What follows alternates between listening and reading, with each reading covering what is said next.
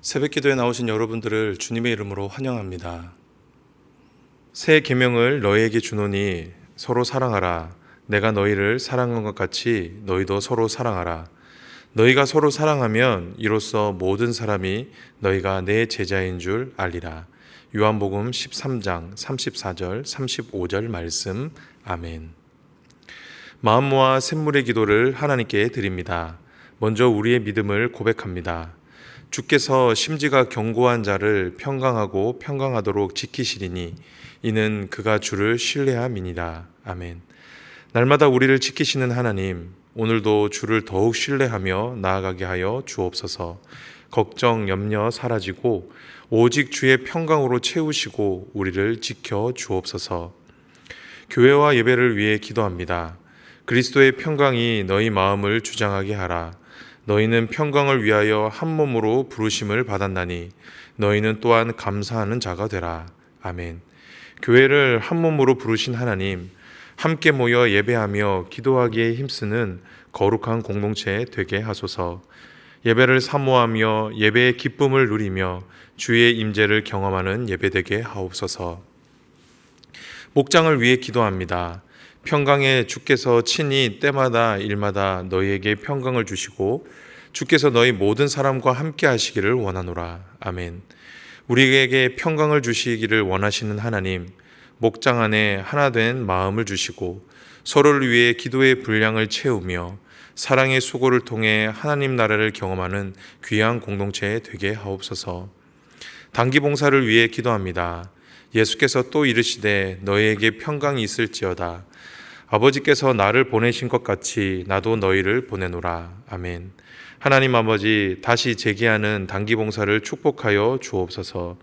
모든 지체들이 건강하고 안전하게 다녀오게 하시고 각 팀의 모든 일정 속에 하나님의 세밀한 인도하심을 경험하게 하옵소서.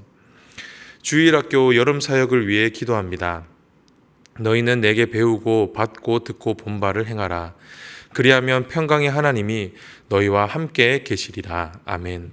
하나님 아버지, 다음 세대들이 주일학교 여름 사역을 통해 주의 말씀을 잘 배우고 행하는 자들이 되게 하시고 하나님을 인격적으로 만나는 귀한 시간 되게 하옵소서. 세상의 풍속을 쫓지 않고 거룩하고 구별된 하나님의 자녀의 정체성으로 세상을 이기며 살아갈 힘을 얻게 하옵소서. 준비하고 진행하는 모든 손길 위에 주의 큰 은혜 내려 주옵소서. 오늘도 우리를 주의 뜻대로 인도하여 주시기를 원하오며 예수님의 이름으로 기도합니다. 아멘. 오늘 우리에게 주시는 하나님의 말씀은 역대상 1장 1절에서 27절 말씀입니다. 아담, 셋, 에노스, 게난, 마하랄렐, 야렛, 에녹, 무두셀라, 라멕, 노아, 셈, 함과 야벳은 조상들이라. 야벳의 자손은 고멜과 마곡과 마대와 야왕과 두발과 메색과 디라스요. 고멜의 자손은 아스그나스와 디밧과 도갈마요. 야완의 자손은 엘리사와 다시스와 기띔과 도다님이더라. 함의 자손은 구스와 미스라임과 붓과 가나안이요. 구스의 자손은 스바와 하윌라와 삽다와 라하마와 삽드가요. 라하마의 자손은 스바와 드다니요.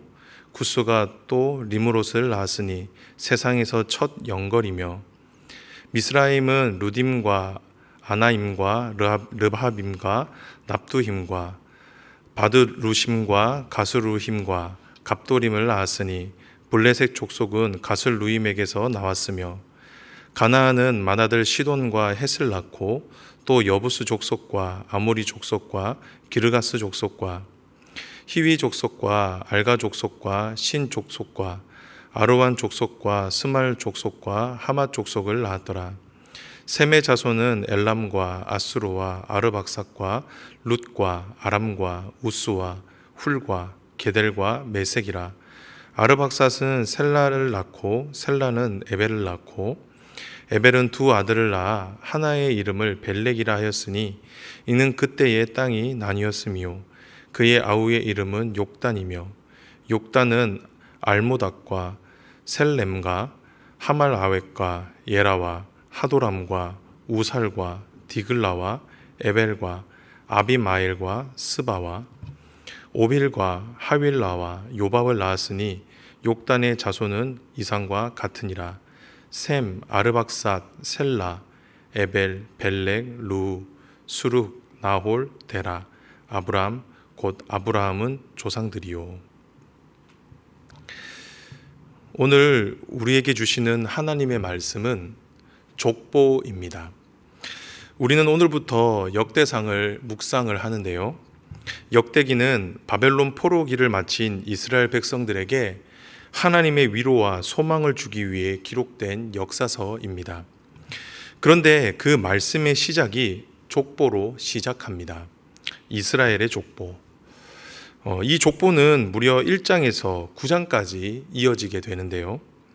그렇다고 하면 왜 하나님은 역대기를 시작하면서 족보로 시작을 하고 있을까요?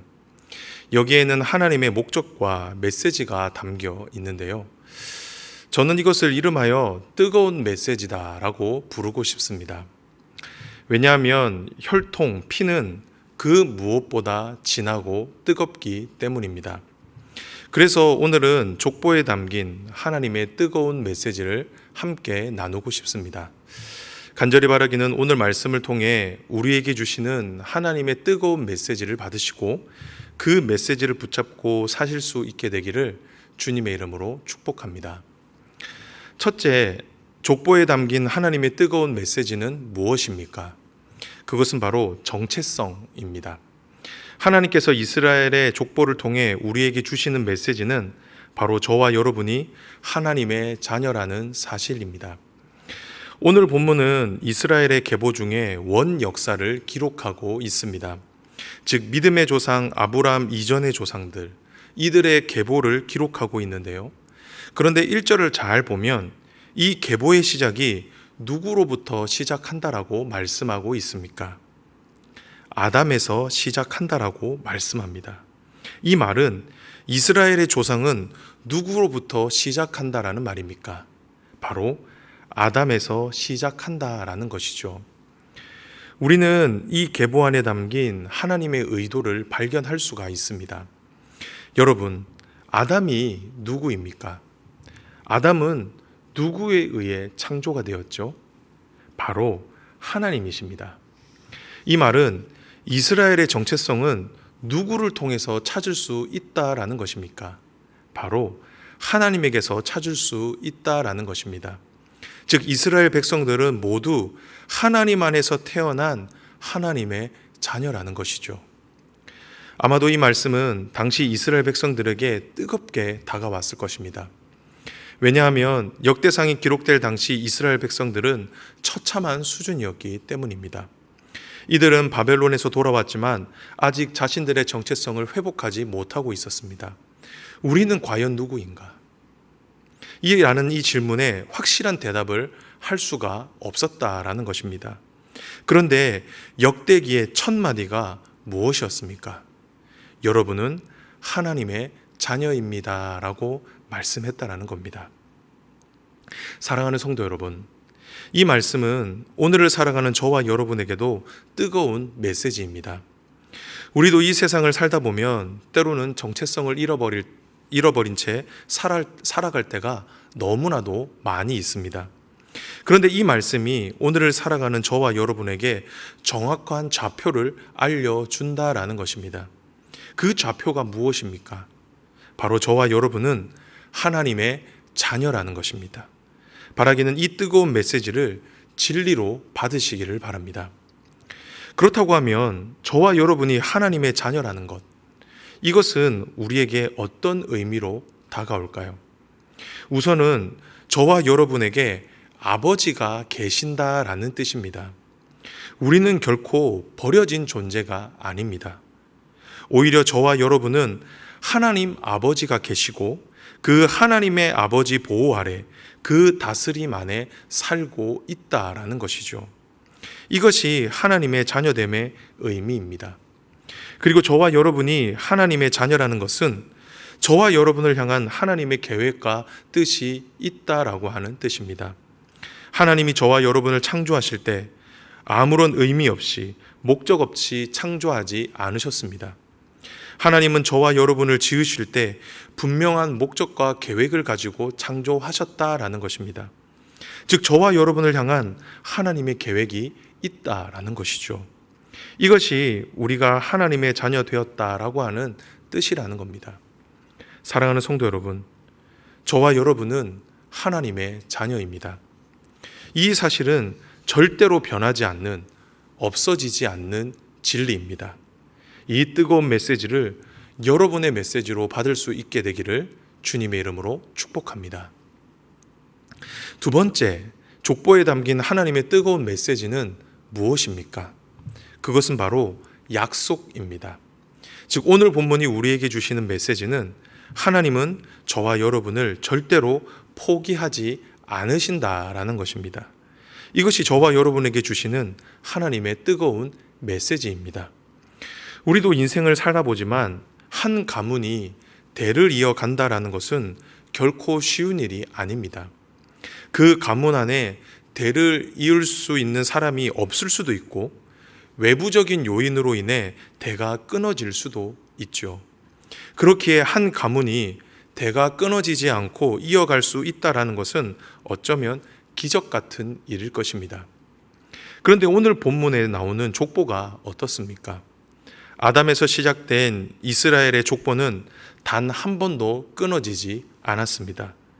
분명 아담에서 아브라함까지 이어진 이 긴 세월 동안 많은 일들이 있었을 것입니다. 형제 간의 살인으로 인해서 대가 끊어질 위기가 있었죠. 노아 홍수와 같은 천재지변으로 인해 모든 인류가 끊어질 위기도 있었습니다. 그리고 세상의 언어가 혼잡해지면서 모든 사람들이 흩어지는 일도 있었죠.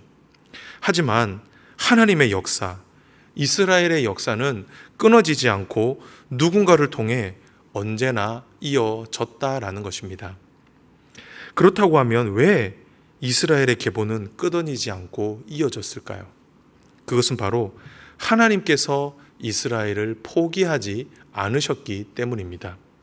오늘 본문을 잘 보면 이 짧은 족보이지만 하나님의 약속을 받은 인물들이 등장하고 있습니다. 그 첫 번째가 누구입니까? 바로 1절에 아담입니다. 그리고 또 누가 있죠? 4절에 노아가 있죠. 그리고 27절에 누가 있습니까? 아브라함이 있습니다. 이처럼 하나님께서는 시대마다 자기 백성들에게 약속하시며 하나님은 절대로 이스라엘을 포기하지 않으실 것을 말씀하셨다라는 것입니다. 그렇기에 이들의 계보가 끊어지지 않고 이어올 수가 있었던 것이죠. 성도 여러분, 앞에서 말씀드렸지만 우리가 하나님의 자녀로 하나님의 백성으로 산다라는 것은 결코 쉬운 일이 아닙니다. 때로는 우리 안에 여러 가지 죄의 문제로 인해 이 믿음의 대가 끊어질 때도 있을 것입니다. 아니면 외부적인 어려움과 고난으로 인해 믿음의 대가 끊어질 수도 있겠죠.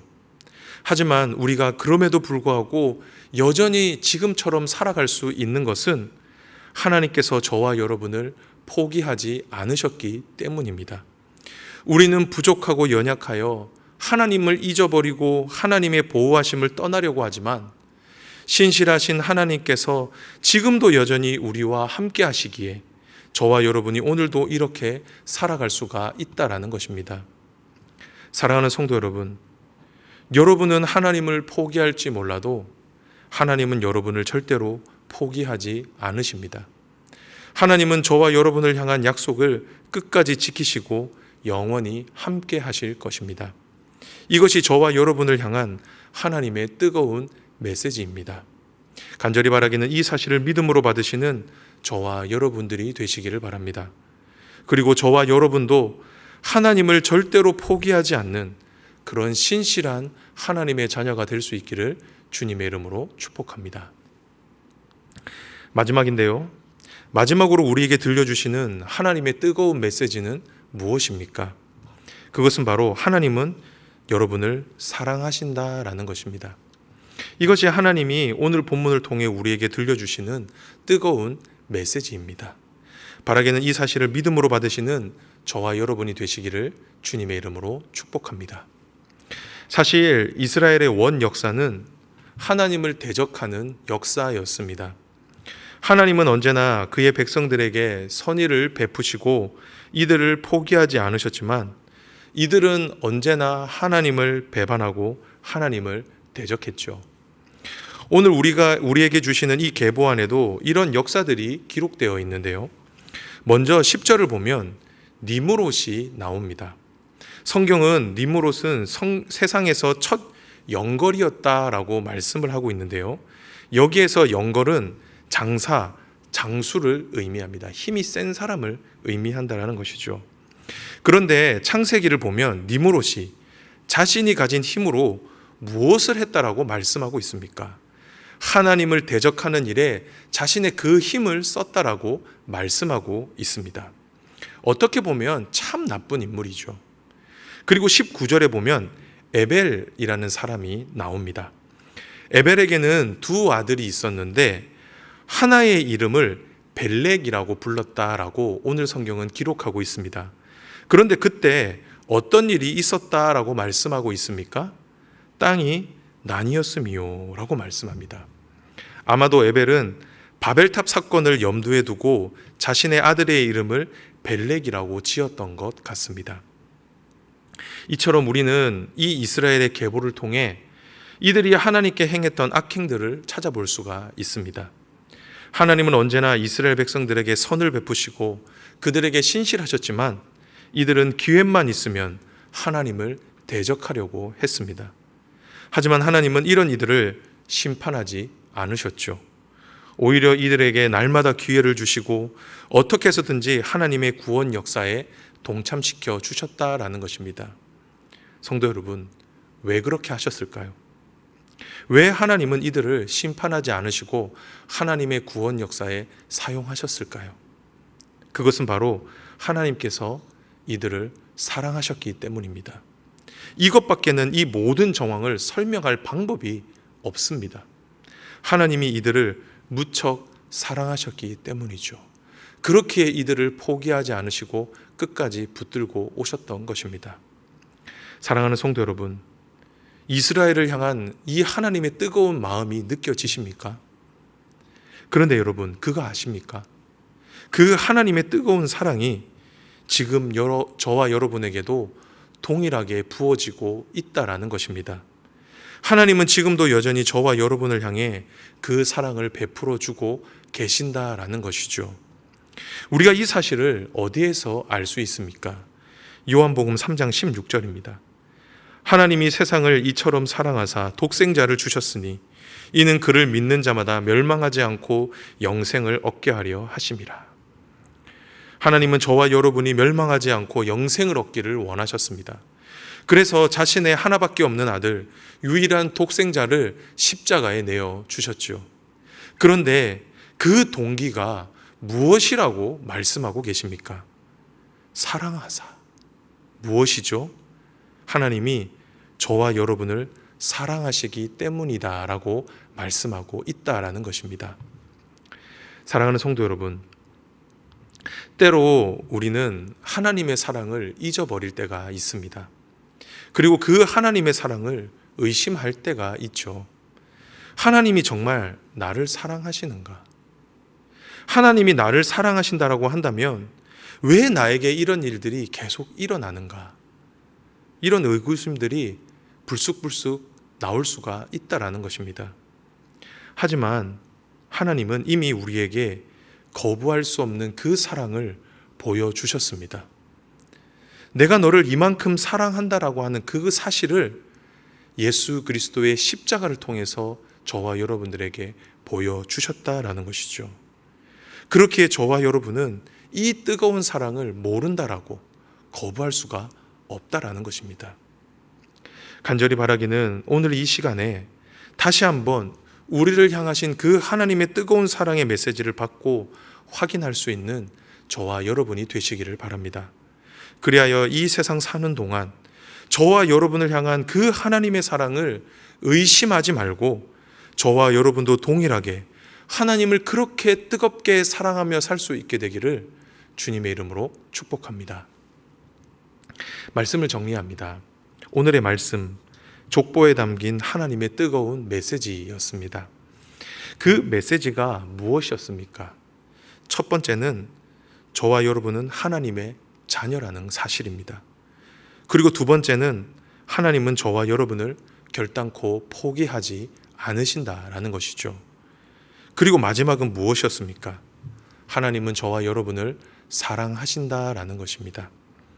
간절히 바라기는 이 뜨거운 메시지를 여러분의 가슴에 품고 여러분도 그렇게 주님을 향해 뜨겁게 사랑하며 사실 수 있게 되기를 주님의 이름으로 축복합니다.